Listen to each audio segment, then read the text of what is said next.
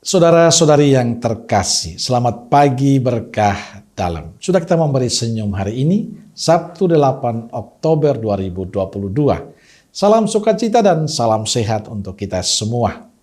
Kita awali permenungan kita hari ini dengan tanda kemenangan Kristus. Dalam nama Bapa dan Putra dan Roh Kudus. Amin.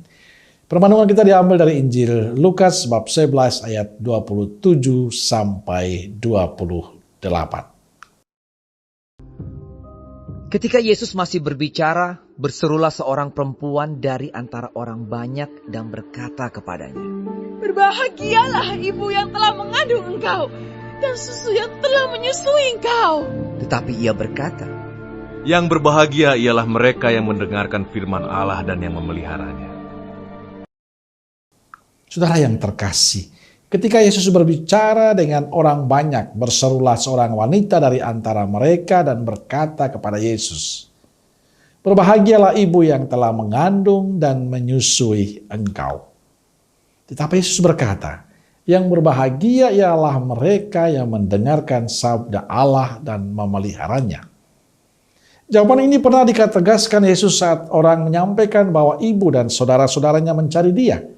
Dan jawab Yesus, "Ibu dan saudaraku adalah mereka yang mendengarkan sabda Allah dan melaksanakan." Ini bukan berarti Yesus mengabaikan peran ibunya Maria.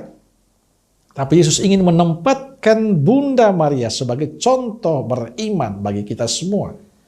Karena Bunda Maria telah menghayati sabda, memelihara dan dalam hidupnya. Maria telah menghidupi sang sabda itu sendiri. Saudaraku terkasih, yang Yesus jelas mengatakan bahwa kebahagiaan hidup seseorang tidak hanya ditentukan oleh faktor duniawi semata. Hanya karena kelimpahan materi, karena status dan jabatan kita. Tapi ada satu yang tidak boleh dilupakan oleh kita, yakni mendengarkan sabda Tuhan. Injil hari ini menunjukkan bagaimana bedanya pemahaman kebahagiaan menurut manusia dan Yesus. Bagi kita kebahagiaan bila kita memiliki harta duniawi yang berlimpah, memiliki status sosial yang baik. Tapi bagi Yesus sumber kebahagiaan hidup yang sejati adalah ketika seseorang mendengarkan firman Allah, memeliharanya dan melaksanakannya. Kebahagiaan kita karena ada kesatuan hati kita dengan Tuhan.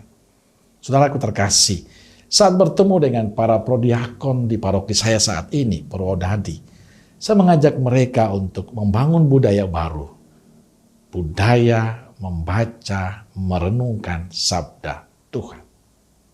Saya meyakini bila kita ingin hidup semakin berarti, semakin layak di hadapan Tuhan, di hadapan sesama, kuncinya yakni semakin dekat dengan Yesus.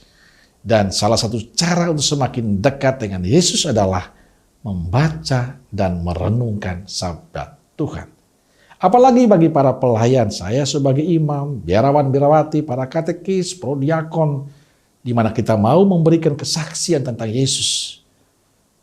Tugas kita adalah dekat dengan Yesus.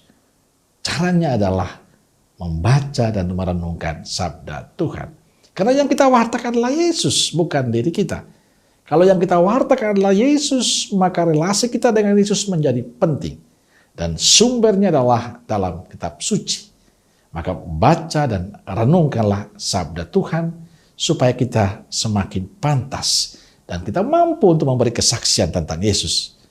Karena itu kita perlu lebih sering membaca dan merenungkan sabda Tuhan.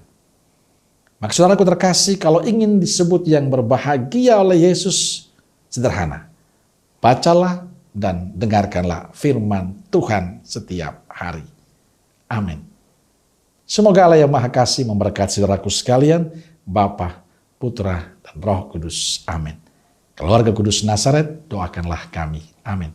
Berkah dalam.